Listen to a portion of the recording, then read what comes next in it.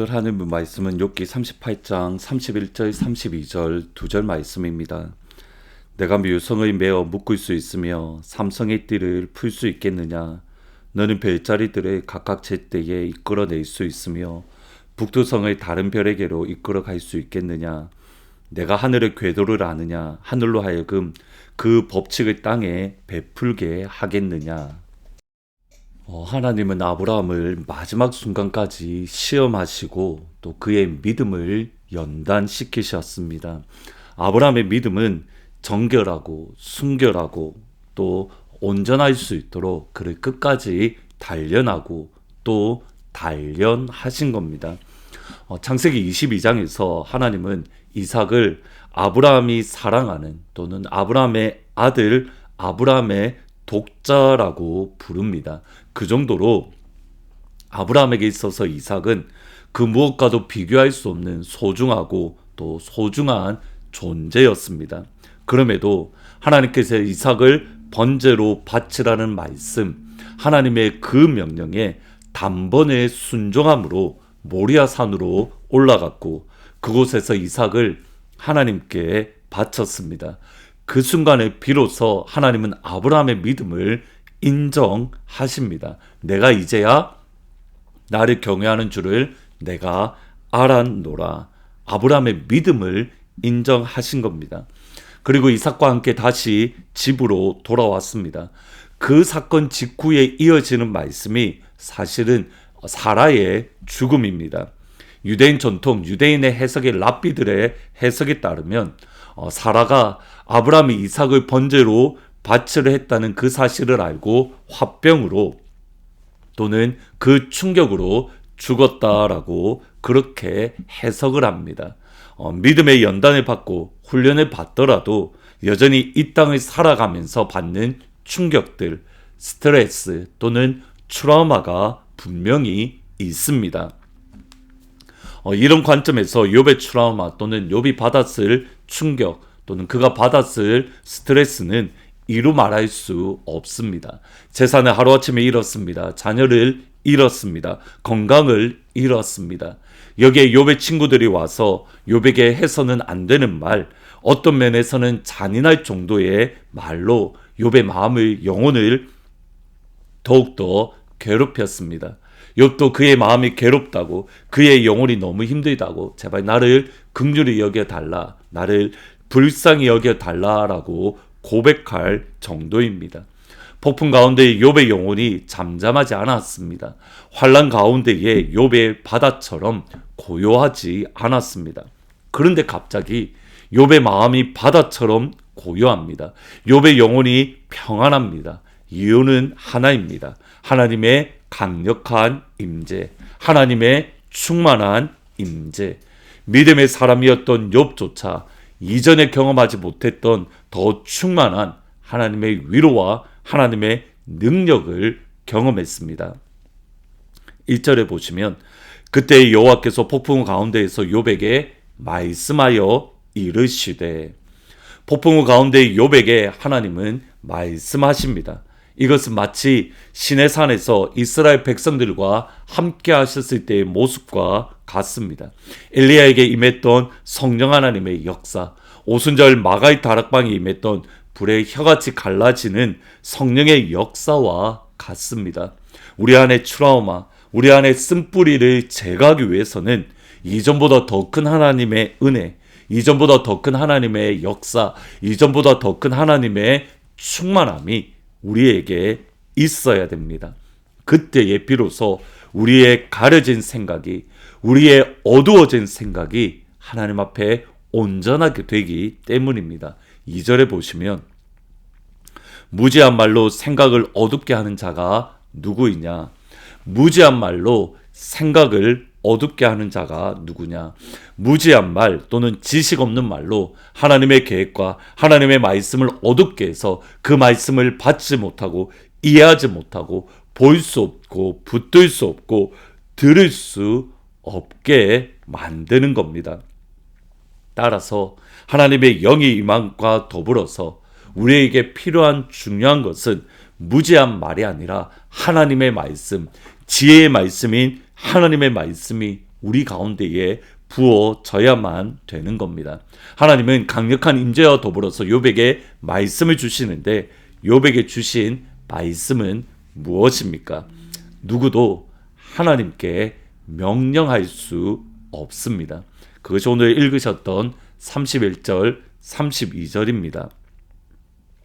내가 묘성을 메어 묶을 수 있으며 삼성의 띠를 풀 수 있겠느냐? 너는 별자리를 각각 제때에 이끌어낼 수 있으며 북동성을 다른 별들에게로 이끌어갈 수 있겠느냐? 내가 하늘의 궤도를 아느냐? 하늘로 하여금 그 법칙을 땅에 베풀게 하겠느냐? 이 땅의 그 어느 누구도 별들의 자리를 정할 수 없습니다.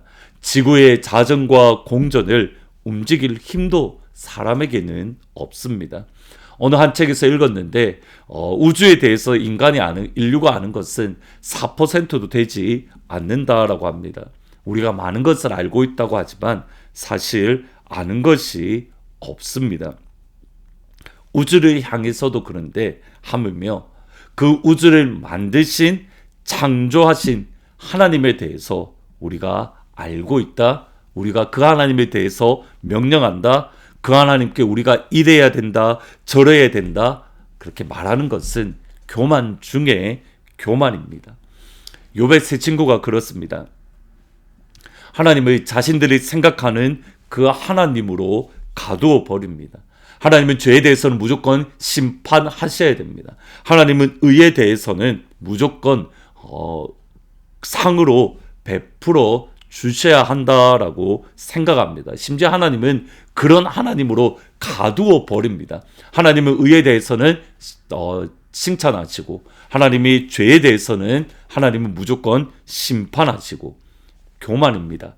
하나님이 의에 대해서 상 주심을 늦추실 수도 있고 죄에 대해서 심판하심을 연기하실 수도 있고 그것은 하나님의 주권인데 그것에 대해서 우리가 이러쿵 저러쿵 명령한다 있을 수 없는 겁니다. 히브리서 11장을 믿음장이라고 말을 합니다. 11장 1절 2절에 보시면 믿음은 바라는 것들의 실상이요 보지 못하는 것들의 증거니 선진들이 이로써 증거를 얻었느니라. 믿음은 이런 것이고 선진들이 믿음으로써 증거를 얻었는데 그 첫 번째가 무엇이냐면 11장 3절입니다. 믿음으로 모든 세계가 하나님의 말씀으로 지어진 줄을 우리가 아나니 보이는 것은 나타난 것으로 말미암아 된 것이 아니니라. 창조에 대한 믿음입니다. 우리가 하나님을 믿는 믿음을 가진다는 것은 하나님이 말씀으로 천지를 창조하셨다는 그 믿음을 갖는 것. 그러니까 믿음은 보이지 않는 것들의 증거다라고 했는데 그 첫 번째 증거가 뭐냐면 하나님이 말씀으로 천지를 창조하셨다. 우주를 하나님이 말씀으로 창조하셨다라는 그 믿음에서 연결되는 것이 하나님을 향한 예배, 하나님을 향한 경외입니다. 11장 3절에서 창조에 대한 말씀을 하신 이후에 4절에 보면 아벨에 대해서 나옵니다. 믿음으로 아벨은 가인보다 더 나은 제사를 하나님께 드림으로 의로운 자라 하는 증거를 얻었으니 하나님이 그 예물에 대하여 증언하심이라. 그가 죽었으나 믿음으로써 지금도 말하느니라. 하나님께서 천지를 창조하셨다는 것을 믿는 믿음으로 나오는 반응이 뭐냐면 하나님을 향한 예배. 따라서 하나님을 향하여 우리가 명령하는 것이 아니라 그 천지를 창조하신 하나님을 향하여 우리가 경외하는 것. 겸손함으로 하나님 앞에 더 나은 제사, 더 나은 예배를 드리는 것. 이것이 욥에게 하나님께서 주시는 말씀의 핵심입니다. 실제로 창조에 대한 말씀을 하신 이후에 욥의 반응이 이렇습니다. 40장 3절 5절에 보시면 욥이 여호와께 대답하여 이르되 보소서 나는 비쳐나오니 무엇이라 주께 대답하리이까 손으로 내 입을 가릴 뿐이로소이다. 내가 한번 말하였사온즉 다시는 더 대답하지 않겠습니다. 하나님의 창조에 대해서 우리가 알게 된다면 하나님의 위대하심을 하나님의 높으심을 인정한다면 경외하고 우리의 입을 가리게 됩니다. 우리의 입을 가리고 무릎을 꿇고 예배하는 자리에 섭니다. 하나님을 향하여 이러쿵 저러쿵 할 수 없습니다.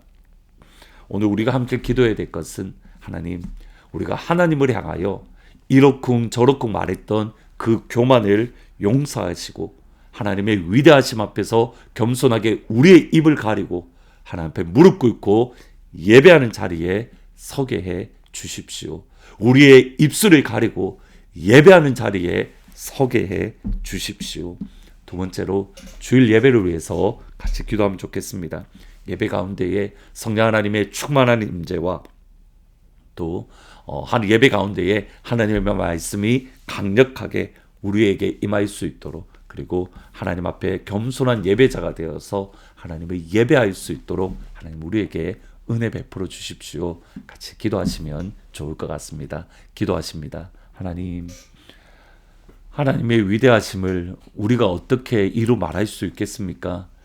하나님이 만드신 천지 만물도 이해하지 못하는데 하물며 하나님을 이해한다라고 하나님을 향하여 이러쿵 저러쿵 이야기하는 우리의 교만한 모습을 봅니다. 하나님, 우리의 입술을 가리고 하나님 앞에 겸손하게 예배하며 찬양하는 자리에 설 수 있도록 아버지 축복하여 주옵소서. 하나님, 내일 주일 예배 시간입니다. 우리가 우리의 입술을 가리고 교만한 입술을 가리고 하나님의 높으심을 찬양하며 하나님의 위대하심을 선포하며 진정한 예배자로 설 수 있도록 하나님 인도하여 주옵소서. 예배 가운데 성령의 불같은 성령의 역사를 부어주시고 폭풍 가운데 우리에게 말씀하여 주옵소서. 특별히 우리의 자녀들이 하나님을 만나며 하나님을 경험하며 하나님을 체험할 수 있도록 주여 역사하여 주옵소서. 예수님의 이름으로 기도합니다. 아멘.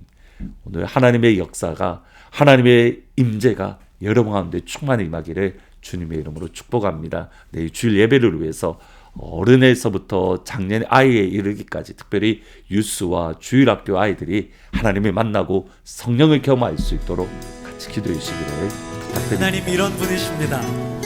하나님은 너를 만드신 분, 너를 가장 많이 알고 계시며 하나님은 너를 만드신 분, 너를 가장 깊이 이해하신다.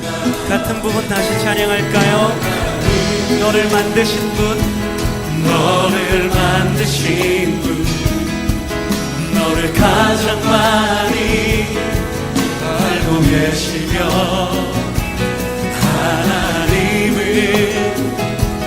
너를 만드신 분, 너를 가장 깊이 하나님은 너를 지키시는 분, 하나님은 너를 지키시는 분, 너를 절대 포기하지 않으며 하나님은 너를 지키시는 분, 너를 쉬지 않고 지켜보시 그의 생각 셀 수 없고 셀 수 없고 그의 잠이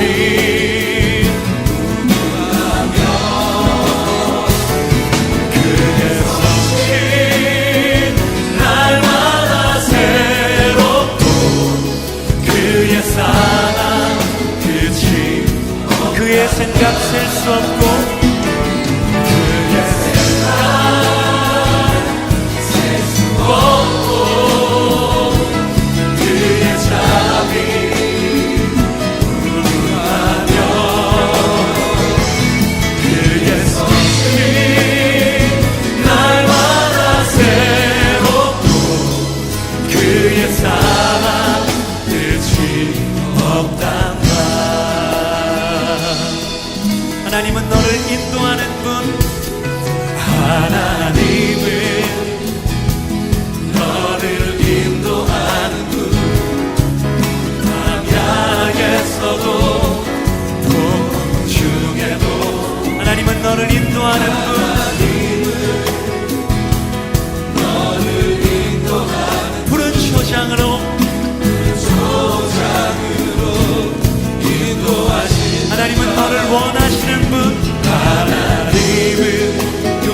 무엇보다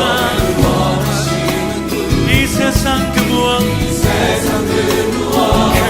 그 누구보다 아멘. 하나님은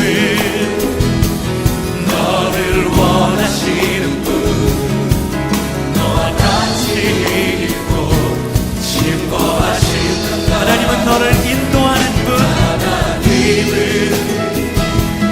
너를 인도하는 분, 폭풍 중에도 하나님은 너를 인도하는 분, 너를 인도하는 푸른 초장으로 그의 생각 셀 수 없고